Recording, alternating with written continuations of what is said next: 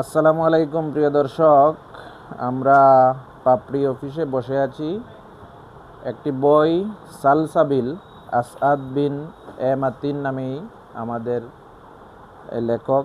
তিনি সম্প্রতি তার নামে কিছু পরিবর্তন নিয়ে এসেছেন। আসাদ চৌধুরী নামে তিনি এখন লেখালেখি করছেন।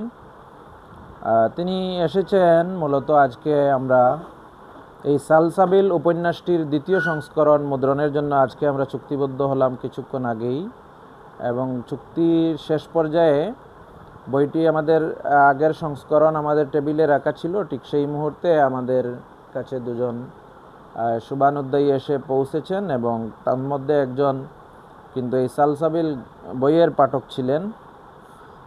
তো বইয়ের সেই পাঠকের নাম হচ্ছে ফাহিম। তো ফাহিম যে বইয়ের পাঠক ছিলেন আমি ভুলে গেছি, আমার জানা ছিল না। তিনি বইটি সংগ্রহ করেছিলেন এবং খুব ভালো পাঠক আমরা বুঝতে পারলাম যখন তিনি অনুভূতি ব্যক্ত করতে গেলেন যে এই বইয়ের কাহিনী তার, আমার কাছে মনে হলো তার একেবারেই টুটস্থ হয়ে গেছে। খুব ভালো পাঠক মনে হলো। কাকতালীয়ভাবে তিনি লেখককে চিনেন না, বইটি দেখেই তিনি কথা বলা শুরু করেছেন। তো আমরা সেই পাঠকের কাছেই চলে যাচ্ছি সরাসরি। ফাহিম, কিভাবে আপনি বইটি পেয়েছিলেন একটু যদি বলতেন। আসসালামু আলাইকুম, আমি ফাহিম। প্রথমে বইটা সংগ্রহ করছিলাম যে আমাদের কেমন আছে একটা প্রোগ্রাম ছিল আপনার এখানে, স্টোর ছিল বই মেলায় বই মেলায় বই মেলায়। তো আমি আসছিলাম কামরুল ভাইয়ের স্টলে, আসার পর আমার ক্লাসমেট উনিও ছিলেন, আরও অনেকেই ছিলেন। এখান থেকে সংগ্রহ করি। তারপর বাসায় যাওয়ার পর 2-3 দিন আমি বুক কভারটা দেখি, আমার কাছে মনে হয় যে পড়া দরকার। এরপর পড়লাম। প্রথমে মনে হলো যে ট্রাজেডি, তারপরে আবার আবেগ, সব কিছু মিলে আমার কাছে দুর্দান্ত লাগছিল বইটা। তা আমি লেখকের পরিচিতিও পড়ছি, কিন্তু লেখকের পরিচিতি মনে নাই, কিন্তু গল্পটা আমার সম্পূর্ণ মুখস্থ আছে।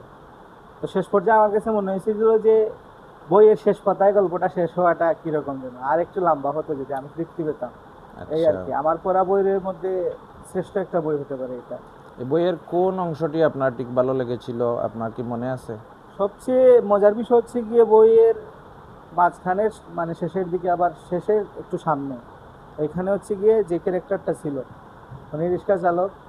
উনি অনেক পরিশ্রম করতেছেন, মানুষের সাথে কানেক্টিভ হচ্ছেন একটা সংগঠন এস্টাবলিশ করার জন্য।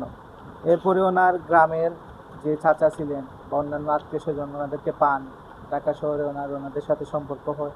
এই আর কি, যে ক্যারেক্টারটা আবার বিল্ড আপ হচ্ছে, ওর কষ্ট কমতেছে, দুঃখ কমতেছে। এই বিষয়গুলো খুব ভালো লাগছিল। আপনার কাছে মনে হয়েছে যে কাহিনীটা যদি আরেকটু দীর্ঘ হতো, এবং এই যে এখানে একটা বিপ্লব যেটা সালসাবিল সফলভাবে সম্পন্ন করলো, সেই বিপ্লব